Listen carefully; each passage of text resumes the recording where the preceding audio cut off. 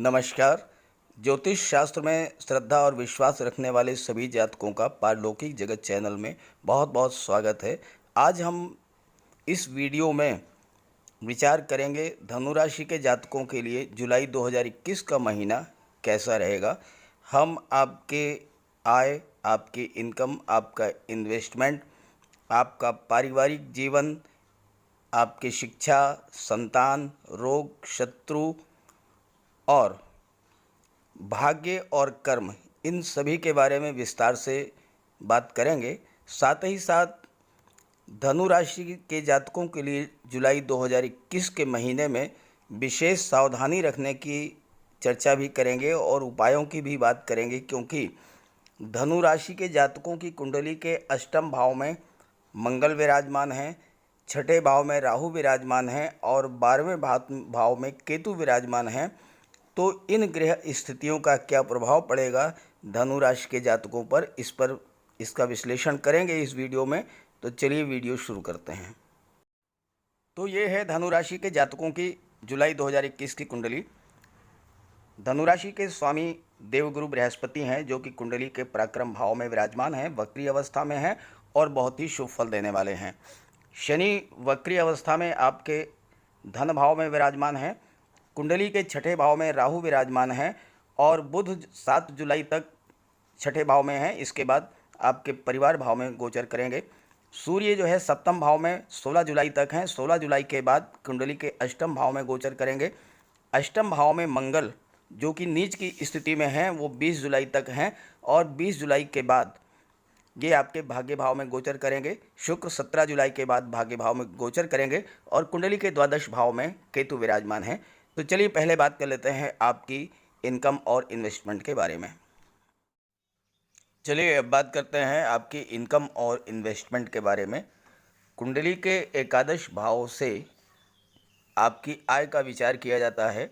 एकादश भाव के स्वामी शुक्र हैं, जो कि बहुत ही शुभ स्थिति में है। साथ ही साथ 11th हाउस पर देवगुरु बृहस्पति की दृष्टि भी पड़ रही है। देवगुरु बृहस्पति जुलाई में आपको सक्सेस, गेन, प्रोग्रेस और अचीवमेंट के लिए काफ़ी ज़्यादा सपोर्ट करेंगे। इस समय ग्रह स्थितियों से आपको लाभ होगा। शनिदेव की भी दशम दृष्टि आपके आय भाव पर पड़ रही है और शनिदेव भी वक्री अवस्था में है, जो कि शुभ फल प्रदान करेंगे और आय और इनकम के लिए नई नई स्थितियां उत्पन्न करेंगे, जिसका आपको लाभ मिलेगा। ऐसे में जो लोग फाइनेंस, एजुकेशन सेक्टर, ब्रोकरेज, ब्याज बट्टा गिरवी, share market, currency, financial consultancy, banking, education या राजनीति से जुड़े हुए हैं, उन लोगों के लिए लाभ के नए नए अवसर प्राप्त होंगे जुलाई 2021 में और आपको उन अवसरों का पूरा फ़ायदा उठाना है। जो लोग आईटी सेक्टर, सॉफ्टवेयर, कंप्यूटर या कंप्यूटर इंजीनियरिंग से जुड़े हुए हैं, उनके लिए जुलाई का महीना बहुत ही बेहतर है। मैनेजमेंट या बुद्धि से रिलेटेड कार्य करने वालों जातकों के लिए भी, जैसे कि वकील, डॉक्टर, शिक्षक, वैज्ञानिक या रिसर्च से जुड़े हुए जो भी जातक हैं उनके लिए, और जो उच्च प्रशासनिक अधिकारी हैं या मीडिया हैं या मीडिया से जुड़े हैं या पत्रकारिता से जुड़े हैं, ऐसे जातकों को भी लाभ के नए नए अवसर प्राप्त होंगे जुलाई 2021 में और उन्हें इसका लाभ उठाना चाहिए। जुलाई का महीना आपके लिए कुछ खास है, क्योंकि आपके लग्न के स्वामी देवगुरु बृहस्पति वक्री अवस्था में हैं। साथ ही साथ आपके लाभ भाव में विराजमान शनि भी वक्री अवस्था में हैं। वक्री होने से ग्रह अपने भाव के साथ साथ एक भाव पहले का भी फल देते हैं। तो शनि सेकंड हाउस के साथ साथ लग्न भाव का भी फल देंगे। लग्नेश वक्री हैं। तो आपके कुंडली में शनि और देवगुरु बृहस्पति जब दोनों ही वक्री हैं तो एक बात का ध्यान रखें कि एकदम से कोई नया कार्य ना करें, कोई परिवर्तन एकदम से ना करें। जैसे आपने सोचा कि जॉब छोड़कर बिजनेस शुरू कर दें, या बिजनेस छोड़ कर के जॉब शुरू कर दें, या कोई और चेंज करें अपने जॉब में, प्रोफेशन में, तो ऐसा एकदम से ना करें। वक्री ग्रह की स्थितियों में थोड़ा सा रुकने का होता है, थोड़ा सा पीछे देखने का होता है, आत्ममंथन का समय होता है, आत्म अवलोकन का समय होता है। आपके कार्य, व्यवहार, जॉब, प्रोफेशन में अब तक क्या कमियां रही थीं उनकी एनालिसिस करने का समय होता है और उनको इम्प्रूव करने का समय होता है। तो थोड़ा सा रुकें, थोड़ा सा समझें और तब आगे बढ़ें। अब हम बात करेंगे कि अष्टम भाव में विराजमान मंगल आपके जीवन पर क्या प्रभाव डालेंगे। अष्टम भाव में विराजमान मंगल के बारे में जानने से पहले आपको कुंडली के अष्टम भाव को समझना होगा। 8th हाउस के बारे में बहुत सी नेगेटिव बातें की जाती हैं। 8th हाउस मृत्यु, गंभीर बीमारी, बैड हैबिट्स और आकस्मिकता का भाव है। 8th हाउस आकस्मिक धन और ससुराल पक्ष का भी भाव है। साथ ही साथ 8th हाउस से ज्योतिष, गूढ़ रहस्यों का ज्ञान, गंभीर रोगों का भी विचार किया जाता है। 8th हाउस से सेक्सुअल एक्टिविटीज़ और यौन रोगों का भी विचार किया जाता है। तो क्या 8th हाउस हमेशा नेगेटिव फल ही देते हैं? ऐसा नहीं है। देश विदेश के जो सबसे बड़े बड़े सर्जन हैं, बड़े बड़े डॉक्टर हैं, बड़े बड़े वैज्ञानिक हैं, बड़े बड़े रिसर्च करने वाले हैं, उन सब का 8th हाउस बहुत ही स्ट्रॉन्ग होता है। 8th हाउस आपको स्ट्रॉन्ग बनाता है।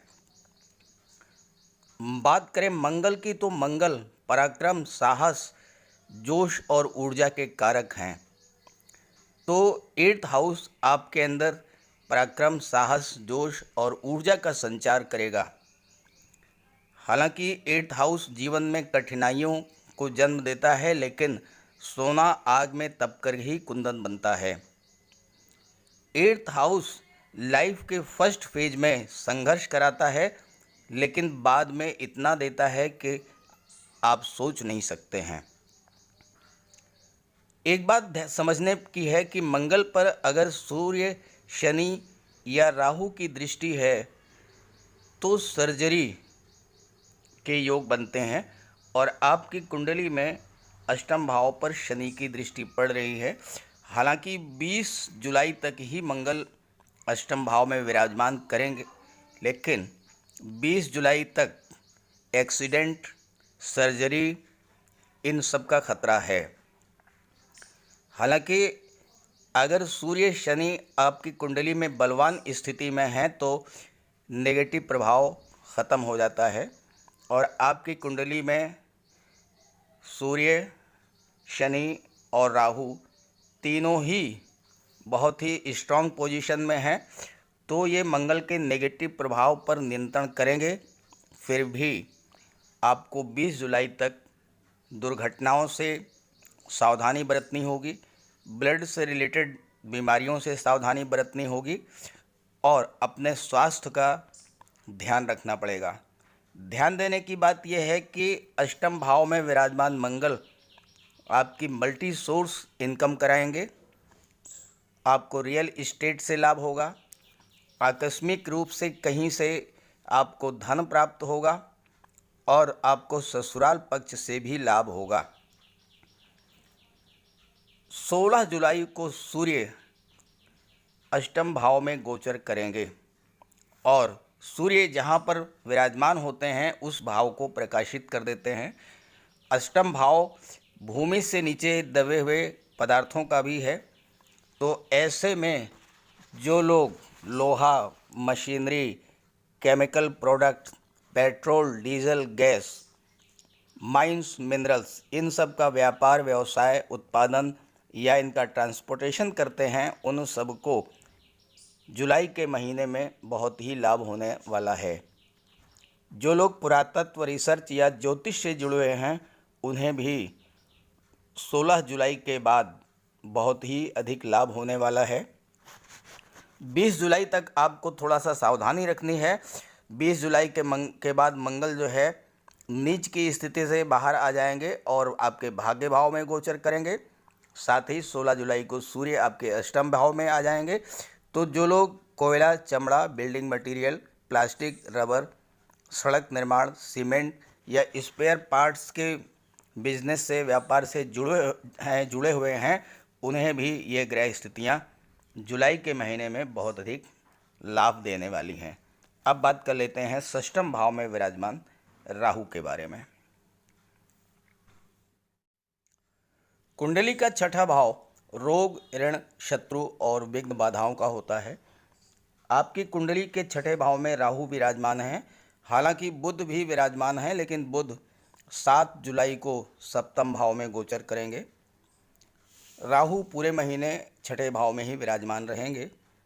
कुंडली के 6, 8 और 12 इन तीनों भावों में अगर कोई क्रूर ग्रह विराजमान है तो वो हमेशा शुभ परिणाम ही देता है, क्योंकि क्रूर ग्रह अपनी नेगेटिविटी से उस भाव की नेगेटिविटी को समाप्त कर देता है, उस भाव की नकारात्मकता को समाप्त कर देता है, उस भाव के बुरे परिणामों को समाप्त कर देता है।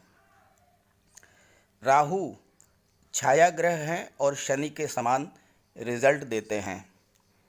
कुंडली में राहु का प्रभाव देखने के लिए शनि की स्थिति का विचार किया जाता है। शनि आपके लाभ भाव में विराजमान हैं और बहुत ही शुभ स्थिति में हैं, वक्री अवस्था में हैं, तो शुभ परिणाम देने वाले हैं। इसलिए राहु भी आपको शुभ परिणाम देंगे, आपको रोग, ऋण और शत्रुओं से आपकी रक्षा करेंगे, आपको बचाएंगे। राहु आकस्मिकता के भी कारक हैं, तो आकस्मिक रूप से अचानक आपको कोई अच्छा समाचार प्राप्त हो सकता है, कोई गुड न्यूज़ आपको मिल सकती है, अचानक कोई धन प्राप्त हो सकता है, अचानक कोई डूबा हुआ पैसा मिल सकता है, ऑल ऑफ सडन कोई ऐसी हेल्प मिल सकती है जिससे कि आप अपनी विषम परिस्थितियों से बाहर निकल आएंगे। आप कर्ज से मुक्त हो जाएंगे और ऐसा कोई पैसा जो डूब चुका था वो आपको प्राप्त हो सकता है। राहु की ये विशेषता है कि अगर आप किसी प्रॉब्लम में हैं, किसी कष्ट में हैं, तो ये ऑल ऑफ सडन कोई ऐसी मदद आपको उपलब्ध करा देंगे जिससे कि आपकी समस्या सॉल्व होगी। आपने देखा होगा अक्सर कभी कभी ऐसा होता है कि किसी को ब्लड की ज़रूरत है और ब्लड उपलब्ध नहीं हो पा रहा है, अचानक कोई अनजान व्यक्ति प्रकट होता है और वो अपना ब्लड उसको डोनेट करता है। या आप कहीं कोई सफ़र कर रहे हैं, यात्रा में हैं और आपकी जेब कट जाती है, कोई व्यक्ति आपकी मदद करता है जो कि आपके लिए नितांत अजनबी होता है, तो ये सब राहु 6 के परिणाम होते हैं। राहु के कारण आपकी इंट्यूशन पावर में वृद्धि होगी, आपकी पूर्वाभास की क्षमता में वृद्धि होगी, आप आने वाले अनिष्ट की आपको जानकारी पहले से हो जाएगी और आप अपना बचाव कर लेंगे, आप सुरक्षित रहेंगे। राहु आपके साहस पराक्रम में भी वृद्धि करते हैं, आपके अप्रोच को पॉजिटिव बनाएंगे। समाज के बड़े लोगों से, मंत्रियों से, नेताओं से, विधायकों से, सांसदों से, आईएएस आईपीएस ऑफिसर्स से आपका संपर्क बढ़ाएंगे, जिससे आप अपने सभी कार्यों को तो पूरा करेंगे ही, साथ साथ आप अपने परिवार, मित्र और समाज की जिम्मेदारी भी आप खुद उठा लेंगे। अपने परिवार, अपने मित्र, अपने समाज की जो समस्याएं हैं, जो कार्य हैं, वह भी आप पूरा करेंगे। तो इस तरह से राहु 6 जो है वो जुलाई महीने में आपके लिए बहुत ही बेहतर हैं और अच्छी स्थितियों का निर्माण कर रहे हैं। अब बात कर लेते हैं द्वादश भाव में विराजमान केतु के संबंध में कुंडली के द्वादश भाव से खर्चों का विचार किया जाता है, विदेश यात्राओं का विचार किया जाता है, मोक्ष का विचार किया जाता है, अस्पताल का, जेल का, कारागार का, सजा का, इन सब का विचार किया जाता है। कुंडली में द्वादश भाव में विराजमान केतु आपके लिए सकारात्मक परिणाम लेकर के आएंगे। जैसा कि मैंने बताया था कि अष्टम, द्वादश और 6 भाव में विराजमान क्रूर ग्रह हमेशा शुभ परिणाम ही देते हैं। केतु आपकी तरक्की कराएंगे, केतु आपको विदेश से धन प्राप्त कराएंगे। अगर आप विदेश जाकर के सेटल होना चाहते हैं तो आपकी हेल्प करेंगे। विदेश से मतलब यहाँ पर केवल देश के बाहर नहीं बल्कि देश के भीतर ही अपनी जन्मभूमि छोड़ करके वहाँ से हट करके किसी दूसरे शहर में जाना, ये भी विदेश ही माना जाता है। तो आपकी तरक्की जो है वो विदेश जा कर के होगी। दूसरी बात, केतु जब द्वादश भाव में होते हैं और अगर आपको बेटा पैदा हो, बहुत ध्यान से समझिएगा, केतु जुलाई 2021 में है, द्वादश भाव में है, और जुलाई 2021 में अगर आपको बेटा पैदा होगा तो वो आपके जीवन में बहुत बड़ी तरक्की लेकर के आएगा। द्वादश केतु का प्रभाव इतना व्यापक होता है कि न केवल आपकी तरक्की कराता है बल्कि आपके ससुराल पक्ष में भी तरक्की कराता है। सब तरह की सुख समृद्धि प्राप्त होती है। हालांकि मंगल और राहु का सहयोग नहीं मिलता है, यानी कि बड़े भाई या ससुराल पक्ष का सहयोग आपको नहीं मिलेगा, लेकिन ये आपकी तरक्की तो कराएंगे ही, आपके ससुराल पक्ष की भी तरक्की कराएंगे। आप अपने जीवन में अपने प्रयासों से सफलता अर्जित करेंगे। केतु 12 का जो पुत्र होता है, बेटा होता है, वो ऐसे जातक के लिए बहुत ही शुभ होता है, बहुत ही सौभाग्यशाली होता है और वो बेटा उसकी बहुत अधिक मदद करता है। द्वादश भाव में विराजमान केतु आपके खर्चों को भी बढ़ाएंगे, लेकिन ये खर्चे आप अपने ऐशो आराम पर खर्च करेंगे।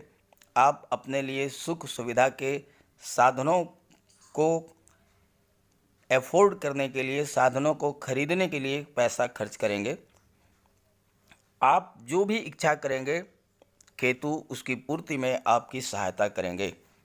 लग्जरी आइटम्स आप परचेज कर सकते हैं, जैसे गाड़ी है, बंगला है या धन दौलत, ये सब केतु खुद ही उपलब्ध करा देते हैं अगर कुंडली के द्वादश भाव में विराजमान हैं। अगर आपकी जन्म कुंडली के द्वादश भाव में केतु विराजमान हैं तो फिर तो कहना ही क्या है, बहुत ही अच्छा योग बन रहा है। तो मैंने अष्टम भाव में विराजमान मंगल, छठे भाव में विराजमान राहु और द्वादश भाव में विराजमान केतु के बारे में चर्चा कर ली है। अब बात कर लेते हैं आपके सुखों के बारे में, संतान और शिक्षा के बारे में, पारिवारिक जीवन और कर्म क्षेत्र के बारे में।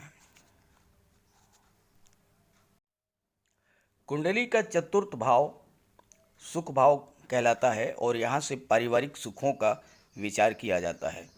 जैसा कि मैंने आपको बताया कि आपके आय भाव पर देवगुरु बृहस्पति की दृष्टि पड़ रही है, शुभ दृष्टि है, आपकी इनकम में वृद्धि होगी। केतु आपको सुख ऐश्वर्य के समस्त साधन उपलब्ध करा देंगे। सवाल ये है कि क्या केवल धन दौलत सुख सुविधाएं, इनसे सुख मिलता है? सुखों का संबंध केवल भौतिक साधनों से नहीं होता है बल्कि मानसिक सुख भी होना ज़रूरी है।